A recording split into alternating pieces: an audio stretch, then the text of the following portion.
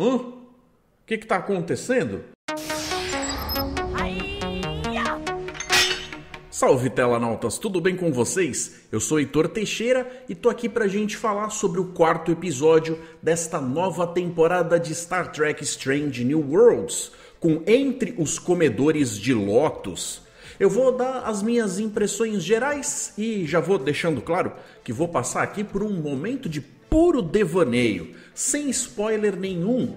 Esse começo aqui eu vou falar sobre o que eu achei do episódio, não só em relação à qualidade, mas sobre a minha leitura pessoal a respeito da coisa, com todas as metáforas, com todas as coisinhas que ele nos oferece em termos de algo para ser um alimento justamente para debate e para conversa. Não estou dizendo que esse é o certo, que essa é a visão daquilo que estava na cabeça dos roteiristas. É aquilo que eu consegui tirar dali. Vou ficar muito curioso, inclusive, para saber o que vocês acham de tudo isso. Se de repente eu tô só viajando na maionese mesmo, se eu tô sozinho nessa ou se tem mais gente que concorda comigo, que viu mais ou menos as mesmas coisas ali, nas entrelinhas, que é uma das melhores partes, né? Da gente conseguir usar aquele material que a ficção científica e Star Trek, quando feito direito, entrega pra gente poder se divertir com esse brinquedo maravilhoso que é o pensamento. A intuição e a inteligência que tá faltando aí no mercado. Mas de qualquer forma, a gente acaba fazendo o que dá e a gente vê aonde a gente chega, se vocês concordam ou não. Combinado, galera? O título do episódio acaba remetendo a gente para uma ideia ali, entre os comedores de Lotus, de algo na mitologia que acabava levando a galera a estar dentro de um estado de ignorância, de aceitação, ilusão, uma espécie de torpor mental, que algumas vezes pode ter sido usada de forma voluntária, pessoas que queriam se livrar da sua realidade imediata, porque talvez ela fosse insuportável ou talvez fosse uma certa forma de controle imposta, colocando ali para seduzir as mentes mais incautas de pessoas que de repente iam começar a levar vidas fazendo coisas para outras pessoas sem perceber o quanto estavam perdendo no processo, mas também não tendo lá muito motivo para reclamar. Então eu sei que o que eu vou dizer agora vai ter um certo quê de polêmica, que muita gente vai querer apedrejar. O apresentador aqui, do Teletracker, tão humilde, tão fofinho, que veio desarmado falar com vocês, sem más, sem segundas intenções, apenas abrindo o coraçãozinho, juvenil, infantil, imaculado. Não briguem comigo, tá, gente? Eu sei que algumas dessas coisas talvez nem todo mundo vá engolir bem e eu não tô aqui pra tentar fazer isso com ninguém, mas é justamente aquela parte que se fosse pra ficar só no rasinho, a gente via outros tipos de review, outro tipo de coisa.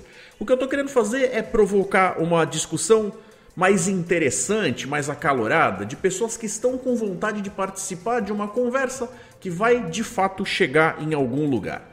Então aqui eu fiz algumas anotações para poder fazer algumas analogias. Como eu falei, talvez essas coisas nem estejam lá. Eu duvido, mas existe essa possibilidade. Então eu acredito que você possa fazer uma comparação ali com religião, com drogas, com bolhas sociais, sistemas limitantes de crença. Sejam lá que crenças sejam essas. A gente pode estar falando sobre o que a pessoa acredita sobre sistemas políticos, a gente pode estar falando sobre o que a pessoa acredita que é o certo ou errado de se fazer, com a etiqueta e a finesse de com quais talheres comer num determinado jantar e tal, as roupas que você deve levar, as coisas que você deve fazer na vida para ser bem aceito na sociedade em que você está inserido, como se esses códigos e esses signos fossem sendo espalhados ali para poder fazer com que o mais importante ficasse cada vez mais no segundo plano e as pessoas vivessem uma vida meio que de faz de conta, empurrada para que essa sociedade agisse de uma forma que ela se concentra em acreditar em algo que talvez não seja a coisa mais importante assim.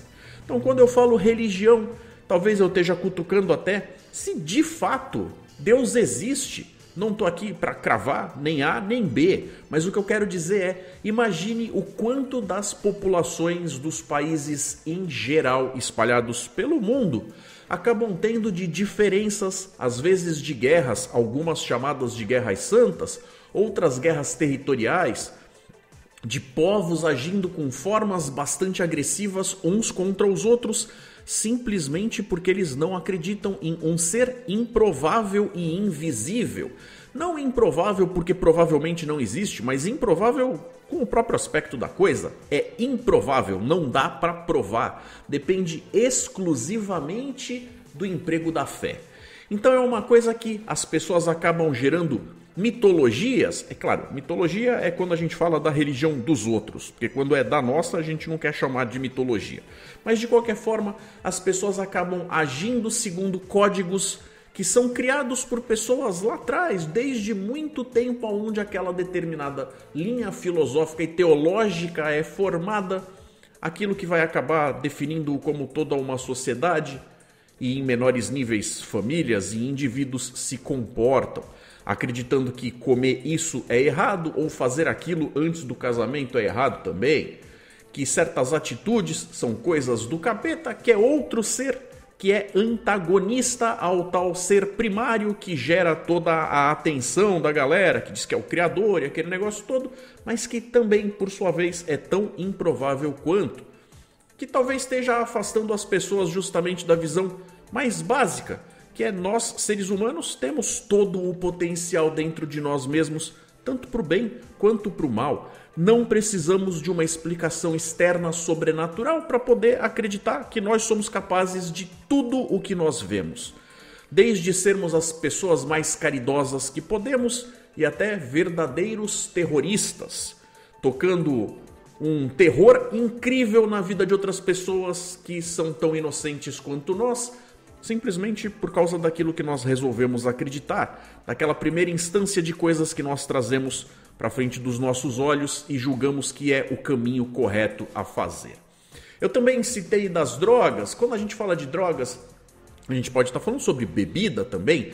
Pessoas que estão passando por certas situações onde elas querem escapar e acabam perdendo o controle. Então imagine aí pessoas que acabam se mantendo nesse estado alterado por tanto tempo que acabam de certa forma até se esquecendo de quem são, abandonando suas famílias, seus núcleos mais próximos, acabam perdendo empregos e tudo mais e vão levar uma vida paralela à margem da sociedade, muitas vezes ficando na rua. É uma situação bastante complicada, com algumas pessoas que mesmo quando lhes são oferecidos certas coisas como ajudas, vem pra cá, vem fazer parte dessa galera nesse albergue aqui, que talvez seja da prefeitura, tem um acompanhamento médico e tal, algumas dessas pessoas não querem, porque mesmo sendo uma vida, a bem dizer, bastante miserável, e quando eu digo miserável eu não estou falando miséria apenas no quesito quanto você tem de dinheiro na carteira, mas que seria uma coisa desagradável no sentido de muitas vezes essas pessoas dormem em lugares junto com literalmente baratas e ratos, mas elas ainda preferem essa realidade do que talvez voltar a estar integradas em uma sociedade que as julga, as maltrata, cobra coisas delas que são bastante injustas, sem oferecer o suficiente de volta. Então, mais uma vez, não sei se de repente estou fazendo uma leitura exacerbada, querendo colocar mais do que o episódio estava disposto a oferecer. Mas quando a gente vê, eu ainda falei sobre as bolhas sociais, sistemas limitantes de crença, eu acho que a coisa ideal a se fazer é sempre tentar buscar justamente o equilíbrio, não tentar achar que o certo é você ir para os lados extremistas, sejam quais extremos a gente esteja falando. Então acaba acontecendo justamente isso, da gente tentar se livrar dessas coisas que nos puxam para esse estado de estagnação. Eu acho que a qualidade do episódio, para cada pessoa que você perguntar, que assistir, vai depender muito da bagagem pessoal, do repertório pessoal que cada um tem. É óbvio, você vai virar para mim e vai dizer: Heitor, mas isso não seria com absolutamente qualquer coisa que a pessoa assista? E você, obviamente, não está errado. Mas o que eu estou querendo dizer é, existem algumas coisas que têm leituras um pouco mais literais, aonde a pessoa vai assistir, vai julgar de uma determinada forma, vai gostar ou não. Esse episódio passa por uma coisa, por um fenômeno que é lidar muito com o lado emocional, aonde eles jogam certas simbologias na tela e, de acordo com como você é capaz de decifrar essas coisas, e uma pessoa não vai decifrar exatamente igual o amiguinho do lado, vai fazer toda a diferença do se a pessoa tá vendo algo ali que de repente é maravilhoso, nunca viu um episódio melhor na vida de Star Trek, ou se de repente foi só um episódio meio. Eu acho que a coisa foi contada assim de uma forma bastante honesta, que deram motivos pra gente poder dizer que eles estão de parabéns do ponto de vista da produção. Foi uma produção que consegue fazer o planetinha da semana, deu lá a margem para alguns personagens, ou pelo menos uma, que não costuma brilhar tanto, ter seu tempo sendo apreciada por nós, os fãs da série, aquele negócio todo, e no fim das contas, se não trouxe para você toda aquela alegria de olha que episódio maravilhoso, pelo menos foi um passatempo ali que não foi ofensivo, não foi contra as coisas que a gente pode, em outros episódios anteriores, ter ficado se perguntando se de repente eles não podiam ter escolhido seguir por outro caminho. Eu acho que aqui nada foi de fato tão condenável assim. Talvez um detalhe aqui, outro lá, que, né? Mas já que a gente já tá falando sobre uma linha de tempo alternativa mesmo, paciência, né? Então a gente pode aceitar certas mudanças e diferenças. Falei demais aqui nessa parte sem spoiler, mas acho que consegui jogar para vocês aí essa primeira impressão que me deu o que esse episódio transmitiu. Eu vou fazer uma recapitulação que vai tentar seguir alguma cronologia ali e eu vou pontuando de forma mais específica cada uma dessas coisas, tentando não me delongar demais. Então, galera, por favor, se vocês curtem o meu trabalho, o que eu faço aqui, tanto nesse programa do Tela Tracker, como o canal na tela de forma geral, por favor, deixem o like de vocês. Quem não é inscrito ainda, vem fazer parte da família. Esse canal aqui está crescendo todo dia, por enquanto de forma ainda tímida, mas de uma maneira que me mantém motivado a continuar trazendo um pouco dessa minha visão pessoal, que eu fico feliz de ver que tem gente que se interessa em receber essas coisinhas, essas pílulas de como o Heitorzinho pensa, e eu fico muito grato pela audiência de vocês. Lembrando que lá pro final do vídeo a gente vai ter a participação dos Telanautas no momento dos Telanautas, então não percam, dessa vez a galera caprichou, vai ser um papo bastante bacana, onde eu nem sempre concordo com tudo que foi dito e a gente vai ter a oportunidade de fazer esse confronto de ideias e tal. A partir desse ponto aqui, então, eu deixo explícito o aviso de spoilers. Se você não viu o episódio ainda, eu nem sei o que você está fazendo aqui. Vai lá assistir, depois volta, continua desse ponto e eu vou ficar bastante curioso se vocês concordam comigo ou não. E na próxima semana eu quero ver os comentários de vocês nesse vídeo usando o Responda 2 pontos, galera. Então, sem mais delongas, vamos lá. O começo do episódio mostra ali os desencontros do Pike com a Capitã Batel. A gente viu ela desde o primeiro episódio da primeira temporada, a gente sabe que eles têm um relacionamento ali, de alguma coisa que eles gostam de estar juntos e tal, mas toda vez que eles tentam investir para algo um pouco mais profundo, algo que talvez não seja só um namorico de pessoas adultas, sempre tem alguma coisa no caminho, mas isso faz parte justamente dessa coisa da vida de capitão, que é aquele negócio de você não estar preso num determinado lugar só e você precisa de uma outra pessoa que seja compreensiva o suficiente para entender. Nada melhor do que alguém que leva uma vida praticamente igual à sua para saber que algumas coisas não são feitas de má vontade. Nesse começo, então, a gente tem lá um climinha acontecendo que deixa a coisa quase com um arzinho de comédia romântica, com as interrupções acontecendo ali, marcando aquela coisa de colocar esse humor de que toda vez que alguma coisa vai acontecer de mais bacana, eles são interrompidos e a gente vai tendo essa troca de clima para algo mais próximo do tom mais pesado que o episódio vai entregar depois. Se na temporada passada outros dos personagens fixos da série tiveram melhores oportunidades de conseguir ter o holofote em cima deles, quem a série estava devendo pra gente até agora era a Erika Ortegas, a timoneira, a piloto da nave, que dessa vez tem a chance de ter mais presença pra gente conseguir ver mais dela, apesar de não ser exatamente um episódio centrado na bichinha, coitada, que estava com tanta vontade de descer num grupo avançado, porque fica sempre presa, por mais que ela ame o que faz, ela ia achar incrível a oportunidade de dar uma esticada nas pernas, fazer parte do grupo da molecadinha que vai descer para resolver alguma coisa. Tava toda encantada, feliz da vida, que ia fazer uma coisa diferente para variar, mas aí as circunstâncias obrigam ela a estar presa no mesmo lugar de sempre. Tadinha. A gente olha com aquela cara de que frustrante, né? Mas de qualquer forma ela tem sim a oportunidade de receber mais atenção ao longo dessa aventurinha, desse episódio aqui. Rigel 7, que é o planeta bola da vez, já havia aparecido lá atrás, no episódio piloto da série, The Cage.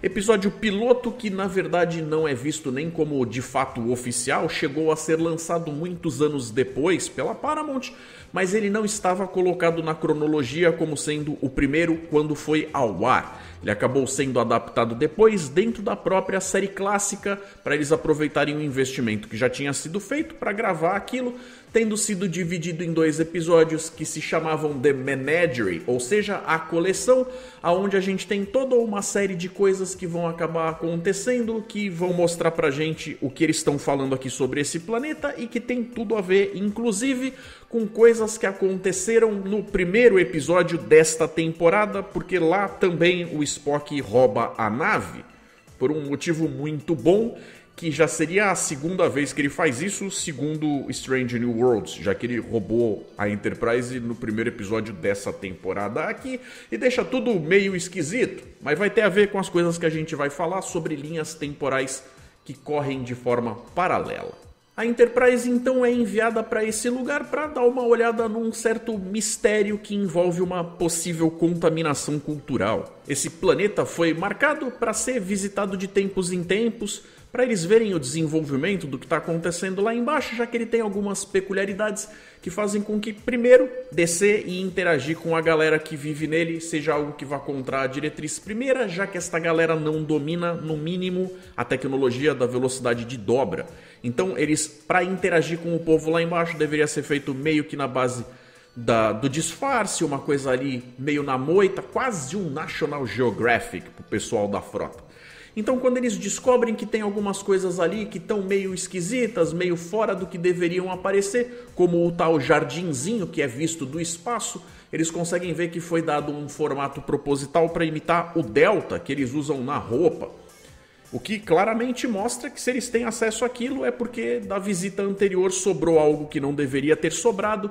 Então a missão vai investigar quais são as consequências e quais as melhores formas de reverter isso, já que esta mancada a frota que cometeu vai ter que resolver ela mesma. Na visita anterior, quando o Pike foi visitar, a gente descobre que é citado aí que tiveram 3 tripulantes que morreram quando eles desceram e tal. Os famosos camisas vermelhas, aquele papo todo que a gente está acostumado. De qualquer forma, o que é interessante pensar é as coisas que acontecem nesse episódio aqui, todas as vezes que a gente viu coisas similares acontecendo ao longo da franquia. Os capitães de nave, seus primeiros oficiais, faziam relatórios completos para poder justamente deixar avisado para a frota como tomar conta de situações parecidas, similares que acontecem ali. O que deixa bastante evidente que se eles estão passando por essas coisas nesse episódio, significa que eles não entenderam todo o grau do problema, que o buraco era mais embaixo na visita anterior. A gente até entende que tem algumas coisas ali que a natureza desse planeta, a forma como ele se comporta, gera sim uma certa confusão que explicaria muito do porquê eles simplesmente não sabem as porcarias que estavam envolvidas se eles tivessem ficado mais tempo lá embaixo, mas eles acabam saindo por causa de outras coisas, com tretas com o povo lá de baixo, que parece que tem 2 castas diferentes e uma delas funciona de uma forma meio primal, meio primitivona, tal, aquele negócio todo, e eles acabam deixando algo para trás, obviamente, que eles estavam crentes que estava tudo bem, mas agora ficou evidente que tem algo a ser corrigido. Então, já que eles não podem ser vistos como eles são, com os uniformes que eles têm e aquele negócio todo, o plano é usar uma espécie de disfarce, um traje que seja compatível com o traje usado lá na superfície mesmo, para poder descer e tentar correr atrás de que itens foram deixados para trás que acabaram fazendo com que a galera do povo da superfície tivesse alguma noção desses símbolos, talvez equipamentos e que outras coisas poderiam estar contaminando aquela cultura. O episódio, de certa forma, traz uma semi-explicação do porquê que o Kalar hegeliano, que aparece enfrentando o Pike lá na primeira visita, que a gente vê no The Cage, era tão brutal, irracional e primitivo. Eu digo uma semi-explicação, porque ninguém que aparece nesse episódio aqui parece ser de fato tão brutal, tão primal quanto aquele cara apareceu lá. E lembrando também que ele estava de capacete. Então, assim, a gente sabe que tem algumas coisas, alguns processos que acabam fazendo com que essas pessoas deixem de se parecer tanto com nós humanos, apesar deles não serem. Eles deixam de ter essa forma de agir que seja culturalmente aceita, de algo ali civilizado, mas de qualquer forma o episódio também mostra que as consequências geram problemas muito sérios, mas toda a selvageria não necessariamente tem a ver com loucura, de alguma forma que seja obrigatório que a pessoa que está sofrendo aquilo tenha que colocar para fora para se defender de fantasmas ou qualquer coisa que seja completamente irracional. Então aquele personagem que aparece lá ainda merece ser revisitado em termos de qual era exatamente a história dele. Mas a gente está colocando um pouco mais de tempero em algo que aconteceu ali rapidinho pra caramba na história do The Cage, e a gente está enriquecendo esse sistema que a gente sabe que habitantes de outro planeta desse sistema também fazem parte da Federação e não se parece em nada com a galera que aparece aí na superfície desse planeta. Então é um sistema solar, um sistema estelar que tem mais de uma forma de vida com capacidade de senciência. Para poder justamente criar a mecânica dos dilemas que vão fazer com que a história tenha lá o seu quê de drama, eles dizem que existe a tal da radiação exótica, que acaba cobrindo aquela área e impede simplesmente a galera de se teletransportar, o que vai obrigar eles a irem com uma nave auxiliar. Os satélites naturais desse planeta, que seriam ou teriam em algum ponto da história deles sido as luas, ou talvez não tenham se formado de fato, são justamente as emissões desse tipo de minério num campo de asteroides que gera a tal da radiação, que a forma como eles escolheram tratar eu achei que foi um pouco preguiçosa, para poder dar uma explicação de algo que a gente acaba entendendo o problema que gera, mas não tem um aspecto científico mais fácil da gente analisar para saber se a gente concorda ou não. Deixaram um negócio ali um pouco mais rasa, justamente de propósito, para a gente não ter muito como apontar os defeitos dela, o que tem sido uma característica bastante presente em New Trek de uns tempos para cá. É justamente a presença desse campo de asteroides que vai obrigar que a Enterprise faça constantes correções de curso, o que justamente impede de última hora a Ortegas de embarcar no grupo avançado e vai ter que participar com a galerinha da nave para cuidar dos interesses do resto da galera que vai ficar para trás, o que faz com que ela fique #chateada. E aí o Pike chama a responsa para si, já que ele sabe que ele não é um piloto talvez tão bom quanto a própria Ortegas, mas ele próprio acha que não é de se jogar fora enquanto um piloto de testes ele mesmo vai levar a nave auxiliar até lá. O curioso, e essa é uma reclamação que eu tô fazendo, porque sim, porque não tem um bom motivo, é ele ter escolhido o médico-chefe e a chefe de segurança para ir com ele, pelo fato de os dois serem bons de briga e serem capazes de cuidar de si mesmos. A chefe de segurança, de certa forma, eu até entendo, em teoria seria isso mesmo, mas vai me dizer que não dava para ter escolhido uma outra pessoa que tivesse um treinamento específico para fazer aquilo? Não tem um outro red shirt de segurança na nave que fosse mais indicado para morrer? Ah, para descer? Eu quis dizer, não morrer.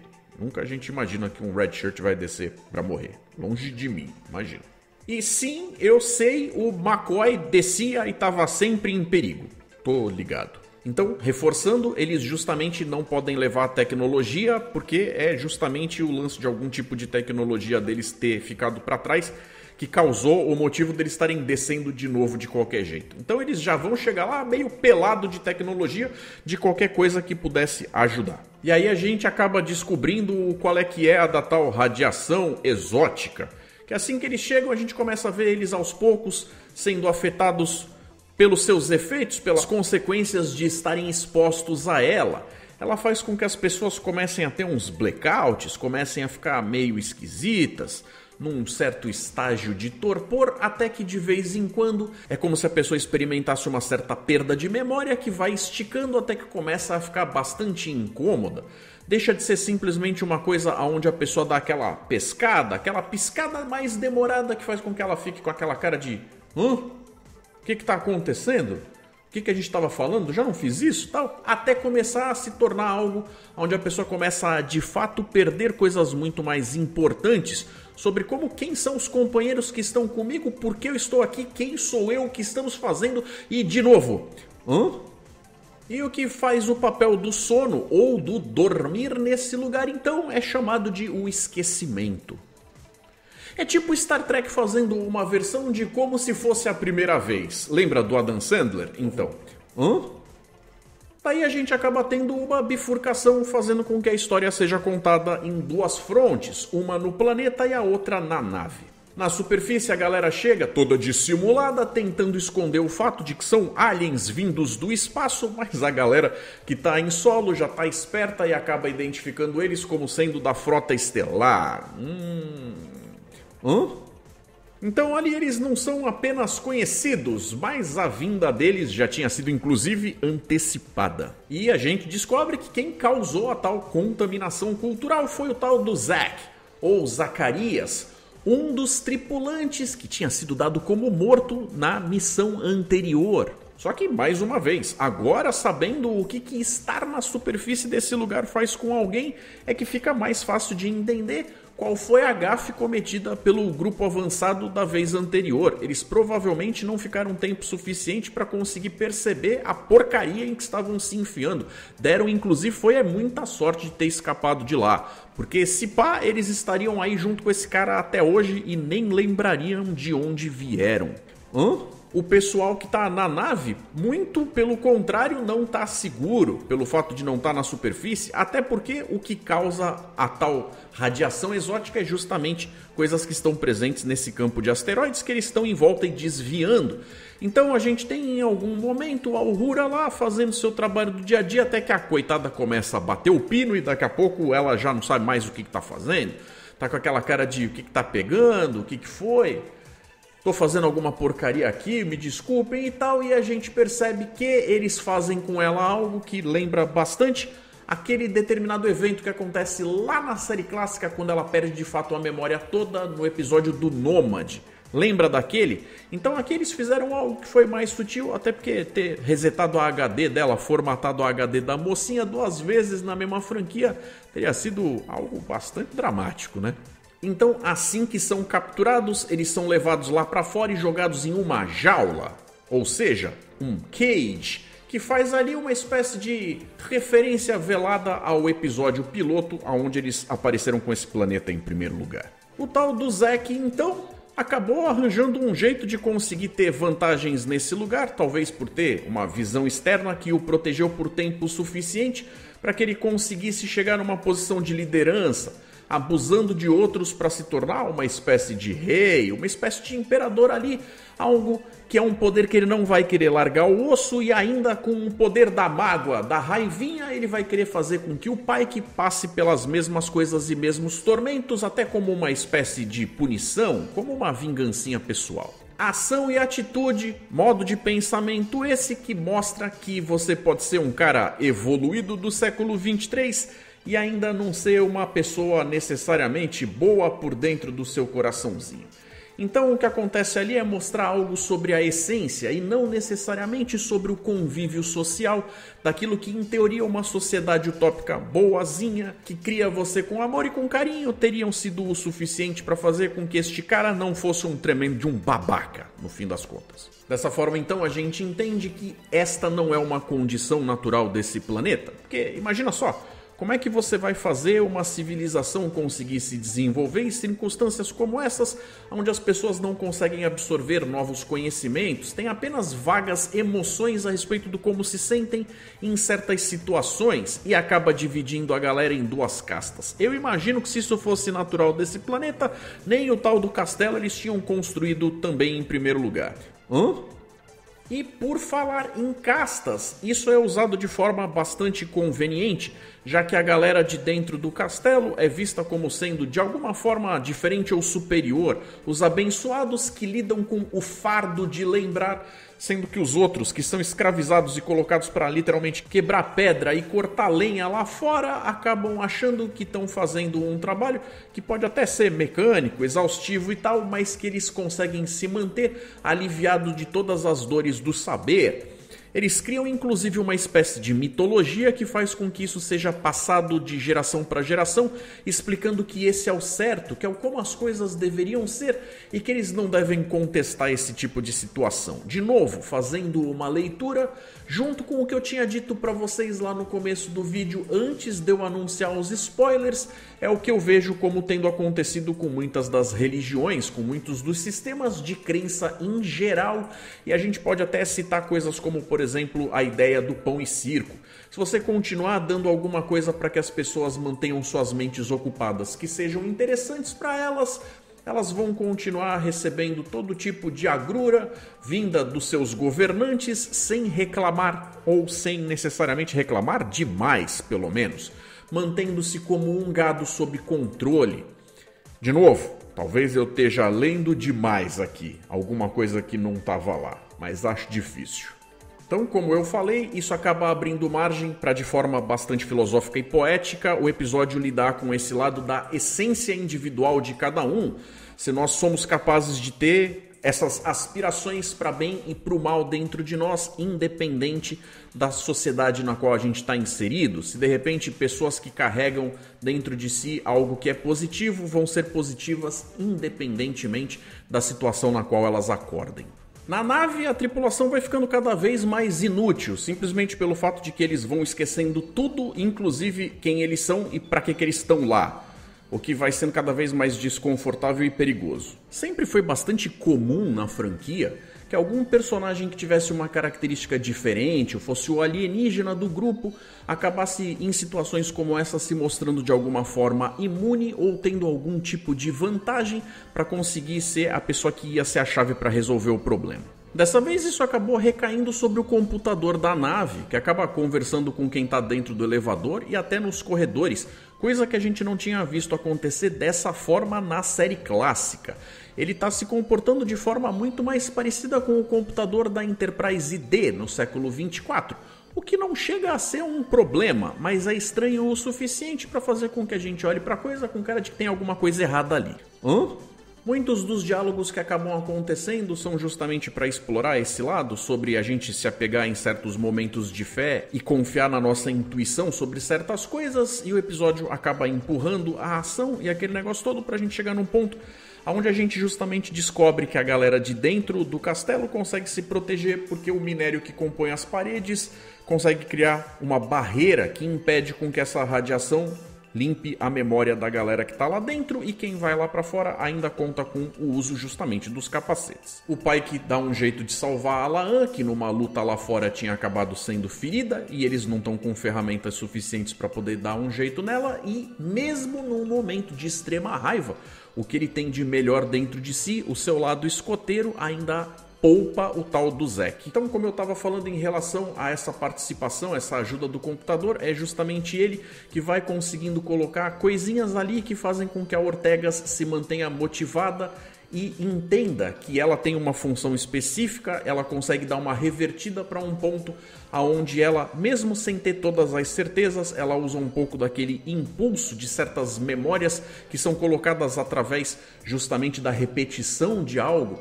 É o poder do hábito, que fazem com que ela crie uma confiança suficiente para voltar para o posto dela, e junto com a ajuda de um Spock, que também não está lá muito dentro das suas faculdades mentais mais normais, eles conseguem levar a nave para segurança. E aí, se você tinha se perguntado, a nave não devia ter escudos, eles não deviam ser capazes de lidar com isso? O problema todo sim, eles têm escudos que seriam os responsáveis por defender a galera se eles tivessem sido adaptados em tempo hábil. E a gente só vê o Spock conseguindo fazer isso depois que eles se afastam o suficiente para que ele tenha tempo de respirar e, com a mente clara, livre das tais influências que fazem com que a pessoa fique ali naquele estado de bebedeira, consiga modular a coisa da forma certinha para que eles possam voltar e buscar a galera que ficou no planeta. E aí, pela quarta vez nessa temporada, a gente vê eles de uma forma ou de outra tocando no assunto da primeira diretriz, dessa vez não pelo que eles fizeram com a contaminação inicial do planeta, mas por uma nova contaminação ou descontaminação. Porque o Pike resolve, ele decide usar o raio trator para justamente levar para longe o fragmento do minério que causa a tal radiação exótica para longe, livrando a galera desse problema, tendo a capacidade de registrar novas memórias e assim ter uma nova vida. E aí, para fechar a historinha do episódio, eles fazem uma amarração com aquela primeira cena lá atrás, onde o Pike e a Batel estavam conversando, até que eles meio que chegam naquelas de vamos dar um tempo, porque tá incompatível aqui. Eles conseguem chegar ali num denominador comum, onde pelo menos por hora a coisa tá fofinha de novo. Eu imagino que eles não vão necessariamente deixar ele ficar com ela, porque ele tá destinado a ficar com a Vina, a tortinha da Vina, lá do The Cage. Mas a gente nem sabe se eles não vão, justamente por estarem forçando que isso aqui é uma linha do tempo alternativa, o que ficou bastante claro no episódio anterior, se eles não vão dar um destino novo pro Pike. Será? E então finalmente nós chegamos no momento dos telanautas, com a contribuição da audiência. Para participar, confira as regras na descrição desse vídeo aqui. E sobre o que o pessoal enviou pra gente comentando sobre o episódio anterior, dessa vez eu vou falar pra vocês, o pessoal caprichou, hein? Vai render umas conversas mais legaisinhas aqui dessa vez. O Kazakamatsu enviou: Heitor, esse episódio foi muito bem coberto, foi muito bom. Tenho a impressão de que há conflito entre a linha temporal e o multiverso. O universo alternativo de Star Trek é o Dark Universe, pelo cânone da série clássica. Kazakamatsu, não sei exatamente se você está tentando falar a respeito do universo espelho.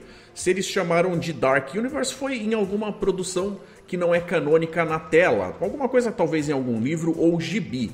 De qualquer forma, aquilo é uma linha temporal alternativa paralela à linha chamada por muitos de Prime, mas ela de longe não é a linha oficial alternativa, porque isso simplesmente não existe. Não existe uma linha só. A gente tem inclusive no episódio Parallels da nova geração o conceito sendo implementado aí com esse multiverso, com eles mostrando pra gente que existem centenas de milhares de infinitos universos paralelos. Em alguns as coisas se parecem bastante com as coisas como acontecem por aqui, e outras a realidade é bastante diferente. Existem formas naturais de se alcançar um multiverso e existem formas artificiais, algumas delas criadas justamente por interferência de viagem no tempo. Mas aqui a gente acabou vendo no episódio passado que esse universo aqui, por mais que eles não queiram dar o braço a torcer, porque isso do ponto de vista financeiro prejudica algumas coisas em relação ao interesse da audiência, não é a linha Prime. Eu já tô cantando essa bola faz um tempão, modéstia à parte, aquele negócio todo e tal. Acho curioso que agora tem a gente que tá chegando soltando um poxa, é mesmo. Olha, não é a mesma linha temporal, sendo que pra mim isso estava claro há muito tempo. Vou deixar de novo aí o link das minhas teorias, porque afinal de contas deu trabalho gravar. Assiste lá, galera. Esse episódio de Strange New Worlds é uma tentativa de flexibilização da ideia de linha temporal e universos alternativos, o que possibilita a introdução de personagens de Star Trek Lower Decks.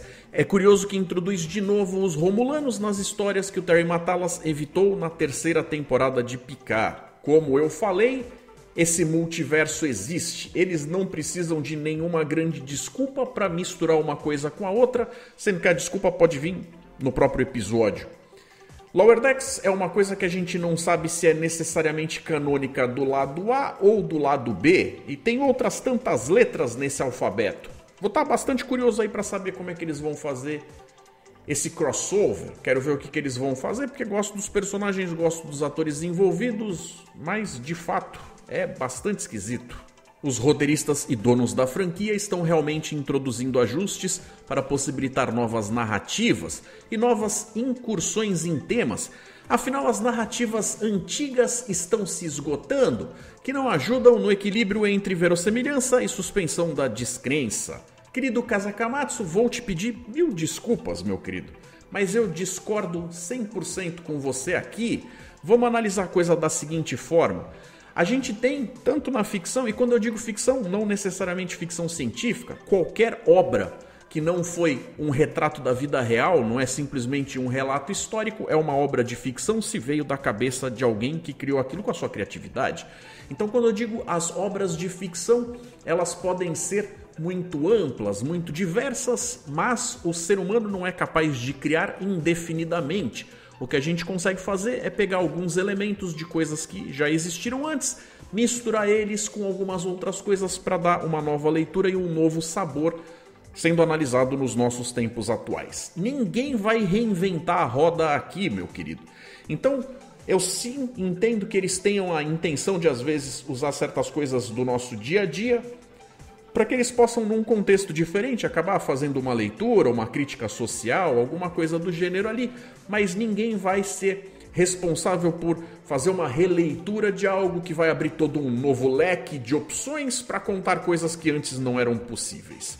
Tem algumas coisas que já eram possíveis antes, mas não eram interessantes, talvez algumas que o público não tivesse acesso ainda. Se eles fossem tentar contar, o estúdio fosse barrar por serem coisas cerebrais demais, o que foi o caso do The Cage.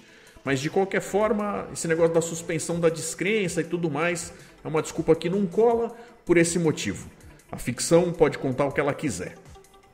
A querida telanauta Adriana Ruiz, representante da base Estelar Campinas, comentou: "Gostei muito das suas colocações e também achei um episódio mais ou menos. Quanto à mudança da data das guerras eugênicas, eu não vi problema, pois 1996 já passou e a ideia na série clássica era colocar essa guerra num futuro que ainda não havia acontecido na vida dos telespectadores.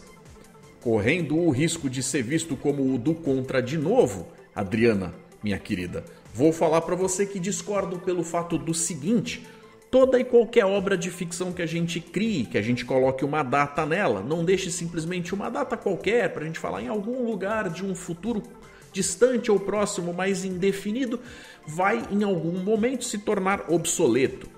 Eu entendo que uma parte da leitura do como Star Trek funciona é que aquilo é um reflexo da vida real, mas Star Trek não é o futuro da humanidade como a gente conhece, porque vamos e convenhamos, a gente já chegou num ponto de saber que as diferenças são bastante claras, a gente já está no futuro de Star Trek, porque daqui a pouco a franquia faz 60 anos e a gente está vivendo numa época em que eles lá atrás só deram alguns vislumbres de como eles achavam que ia ser. Se a gente ficar fazendo essa correção o tempo inteiro, em algum momento, das duas uma, ou aquilo lá de trás perde a relevância, ou a gente vai estar acabando por fazer correções em algo que vai parecer uma coxa de retalho o tempo inteiro. Não sei se eu me fiz entender, mas é basicamente isso. Já a treta de jogar fora os uniformes era só pano mesmo, sem problemas, e as roupas novas tinham bolsos para guardar os comunicadores. Bom, vamos lá. Eu acredito que as chances daquele tecido que foi jogado no lixo dar algum problema eram muito pequenas, apesar do fato de que pode sim haver alguma tecnologia na fabricação dele que uma pessoa que manja o que está fazendo num laboratório fosse ter alguma epifania de um jeito novo de fazer um produto ali. Mas eu realmente acho que as chances são muito baixas de que isso fosse interferir com a linha temporal. Já os comunicadores... Não tinha comunicadores. Eles estão usando umas insígnias removíveis que não é o que acontecia na época da série clássica, já que ela fazia parte do bordado da roupa, mas aqui não é mostrado necessariamente como se essas insígnias tivessem exatamente a mesma função que elas têm a partir da nova geração, que elas acumulam ali como tradutor universal, como um comunicador ponto a ponto e tal. E lá em Discovery, quando eles chegam no século 32, acumulam duas outras coisas, que é um lance de servir como uma espécie de tricorder, que eles ainda têm o papo do holograma que flutua ali para dar acesso a certas leituras e ainda funciona como um teletransporte pessoal. Incrível! Como estão suas expectativas para o final da temporada? Saldo mais positivo ou mais negativo? Eu gosto bastante de Strange New Worlds e acho que eles tentam sempre escolher temas que rendam pelo menos no campo da discussão, apesar de às vezes eles se afastarem daquilo que a promessa era que justamente não fosse acontecer, que é este aqui ser o passado enquanto prequel da série clássica. Já que a gente consegue encarar o negócio como sendo um derivado, certas diferenças vão ter que ser analisadas de forma diferente, mas eu, mesmo quando acho que eles cometem algumas gafes de escolhas, no geral ainda curto os episódios que eles estão entregando. Então o saldo é positivo sim. O Jonilson Vicente Leite de Jesus participou com o seguinte texto: mesmo com eles dizendo que a série esteja na linha certa, no meu entender, eles quiseram meio que falar nesse episódio que todas as realidades poderiam ser certas, e acredito que nós, fãs, devêssemos respeitá-las de acordo com o gosto de cada um. Jonilson, que tudo que tá na tela é canônico, é fato. Se eles estão na mesma linha temporal e qual é a certa, aí já é algo a ser discutido. Como eu falei, tem esse fator aí meio financeiro, de certos compromissos que às vezes acabam acontecendo por motivos mais burocráticos do que necessariamente criativos. Não é como se o grupo tivesse ali, dos roteiristas e tal, tivesse idealizado isso. O negócio tem a ver com coisas de engravatados que cuidam do aspecto din-din. Então eu acho que tira um pouco desse mérito do ponto de vista do se a coisa tem alguma poesia ali ou não. Só resta pra gente saber se a gente vai engolir o que estão enfiando na goela da gente ou não. Mas de qualquer forma, desde que a história seja boa, a gente pode ter sim o que tirar dali. Se você gosta da série, você não tem que se sentir mal por ela não ser necessariamente Prime.